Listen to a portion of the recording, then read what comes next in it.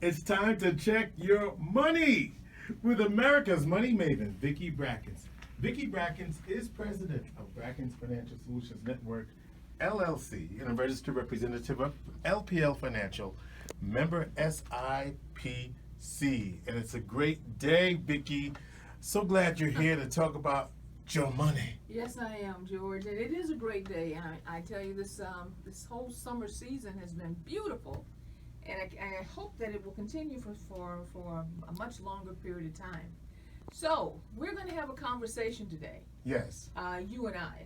Let's have it. Because I want to be sure that we wrap up our last 2 weeks, Okay. which was really about that report that came out from Black Enterprise. People have been talking about that. Oh, really? I've heard it in national conversation around the fact that Okay, by 2053, based on the current trend lines, African American households, as far as their net worth is concerned, will be at zero. Now, we tried to do this in a different way a couple of years ago by saying we were going to work on the mantra of zero no more. yes. And when this report came out, which actually has been a report that's been evolving over the last 3 to 4 years, the last one though was just so stark in its prediction that we had to bring it to the forefront as far as a conversation here in Syracuse to say the trends are not good, but we know that they can be turned around, and we are committed to making sure that they do turn around as far as the Syracuse community is concerned. What- Yeah, go ahead. One of the reasons for that trend line that you pointed out was student debt. Yes. And and I was listening to a report the other day that, in some communities, in some families, that debt is all the way up until Until the end of the day. into the end of the days. Okay, all right. Right. And so I guess my question, Vicki, is, and I don't know if we're off script here. That's okay. I don't mean off script, if there is a script, but meaning when the debt appears to be insurmountable, even as you have suggested, do this, do that, Investopedia, calculator.com, all of the different tools that we have made available. And by the way, all of those tools are available on Vicki's website at brackensfsn.com, That's correct. and also on our YouTube page. Which is right now Brackens Financial Solutions Network YouTube page. Please go there, subscribe, and share, and go back and look at all of those segments. Right. So we have all of that information. And what was sitting in my spirit today as I came to talk to you today was when the debt appears to be insurmountable, or is it really? Because you've made some suggestions about how to do that. But I put that in the context of retirement. I put it in the context of what you should do now if you haven't done it, and how people can recover from decades, if that's the case for them. All right, and so I'm going to sort of wind that back and walk through some steps that I think are vitally important. First of all, I made the comment of don't pay too much for the product. And what I was really hoping for the conversation to evolve into was this. This conversation and our listeners to stop to think about what we were really trying to communicate. We need to evaluate more closely what costs we are incurring for our college educations. Not to say, and listen to me carefully, I did not say do not get a college education. I said you are a consumer. Think about it the same way you would go out and shop for a car. There is a particular value for the instrument that I am trying to purchase, and what's the relative value to the income that's going to be produced from that level or that type of industry that you were studying for. Can I stay with your car analogy? Absolutely. Without you losing your train of thought? So, I don't know what a car that's considered economy right now. What's a car that's? A Hyundai. A Hyundai, okay, right? So you have a Hyundai something versus what's a luxury car? Cadillac. Cadillac, all right? So you're buying the Cadillac, which might cost you more today because you believe that there's a value attached to it. And you're gonna make my point. You're gonna make my point, right? I sometimes say, okay, we're also buying the Cadillac because Cadillac has been very successful in promoting its brand. Right. Both things are designed for what? Transportation. Transportation. The goal is to get from point A to point B. Right.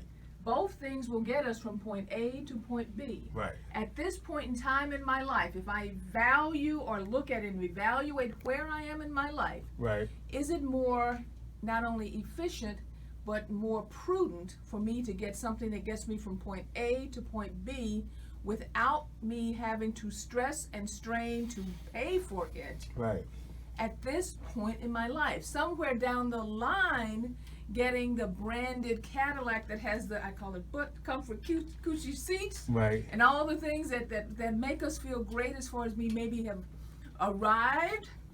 But where have we arrived when we're doing it out of context of the value that we can afford at the time? All right, so I don't want to get you off track, but I guess my point is, if you're already so deep. Okay, let's talk about if you're so deep. Yeah. Okay, so if you're so deep in debt right now that you don't believe that you can actually climb out of that debt, I would tell you get some help. Because a lot of times what happens, not all the time, but many times, it's like when a depression comes on top of everything else. Mm-hmm. Trying to see your way clear is going to be more difficult. Mm-hmm. Get another set of eyes on the debt with you. Mm-hmm. So that we can help you evaluate. But there is no doubt change will be needed. Mm-hmm. You probably are going to have to change your living circumstances. You possibly are going to have to change your entertainment habits. You're going to change some things. Which a lot of people are not ready to do. They want if to. you want to get out of the debt, Right. change is going to be required. Right. And so you have to, again, stop and say, for my life and what I am trying to accomplish, what is most valuable to me now? Freedom or remaining chained to this debt? Mm-hmm. If it's freedom, then get another set of eyes on it and be prepared for the change, because the change is going to release you, and it's not a change that's, what I would call, an infinite amount of time. It really is a matter of math if you really work through it, and those changes that you are going to have to encounter as far as changing in lifestyle and all those types of things, maybe only another 4 or 5 years, but it will require dedication and change. It will. Okay? So, all right. to your point about today's topic. So today's topic, let me go back. In the 2 minutes we have. Okay. Today's topic really was about a debate that took place in an article that I read concerning the different philosophies of W.E.B. Du Bois Yep. and Booker T. Washington. Yep. Okay.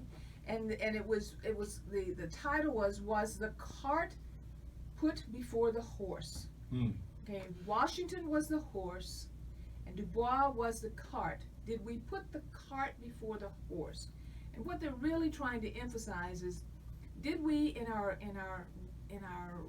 history decide that it was more important to get the talented 10th ahead versus creating economic value and economic systems that we controlled? Break down their different philosophies. Okay. So And succinctly. one was about having a self-dependent community. Booker T. Washington. Build your institutions. Mm-hmm. Build the economic backbone Mm-hmm. of the community, so that you had a way to stand on your own Pull yourself by your own bootstraps. and create some bootstraps in the process. Okay? So that when it was time for decisions to be made or stresses to come, you had your own systems in place to stand on. The other philosophy was more about joining, Mm-hmm. about becoming part of and integrated into the systems that already existed. Harvard educated. Exactly. Right. And That's W.E.B. Du Bois. Yeah. thank you. Help my French. Du Mhm. Bois. Okay. All right. I got it, George. Okay. So that the joining and becoming part of the institutions that existed was the piece was saying was a great aspiration, But did we, in reaching and going in that direction, neglect to build the institutions that we would be able to rely upon in the future? It's a conversation that I think we should have. Did the article settle the matter, or did the article just raise the questions? It raised the questions. Yeah. Okay, it raised the questions so that we can open conversations again. And the piece is basically saying we need to open these conversations again to look at where we're headed in the future. Why did I bring this up? Yeah. With the 2050, 2053 prediction that the African American community, as far as the zero net worth, and the fact that we have not actually created institutions, I think this is the time that we should open this conversation again about wealth building and how wealth building created around institutions within our communities will not only change that number or change that prediction, but also move us forward from generation to the next. We should pick this up because I'm thinking that when you say institutions, what are you talking? What can you say more about the kinds of institutions? Because I think about Booker T built the he built Tuskegee Institute. That's correct. Right, and then. How about banking institutions? Okay, banking institutions, Okay. which we have them. But we had them. There's only one or two maybe left. One, I think. But that's brick and mortar. I think the point I'm trying to make is that the way in which I think something for us to think about going forward, Vicki, is how wealth can be built in the new economy. Yes. That's a different conversation because when you think about this One United Bank, that's a bank online. Yes, it is. And it's a black-owned bank, and they're trying to. I keep thinking about I should get something in there, but anyway, I haven't yet. But I'm saying we have some institutions that aren't being supported that exist, and so when we talk about building those institutions, what we need to do is a census. Is that the word I want to use, or inventory? Inventory. Okay. Thank you. Of what we have. How about that? That's fine, okay, and I think that's absolutely needed as far as an inventory of what we have, but we also need to look at how we can collaborate better. Okay. And how we can actually not only promote and support, but insist, okay, that these types of institutions not only flourish, Right. but are continued from generation to the next. Yeah. All right, so George, at this point in time, I think I can absolutely say our plate is full. Yes. Okay, and if you have any additional questions, feel free to give us a call at 315-930-4499, or you can reach us at info@brackensfsn.com, or on YouTube under Brackens Financial Solutions Network.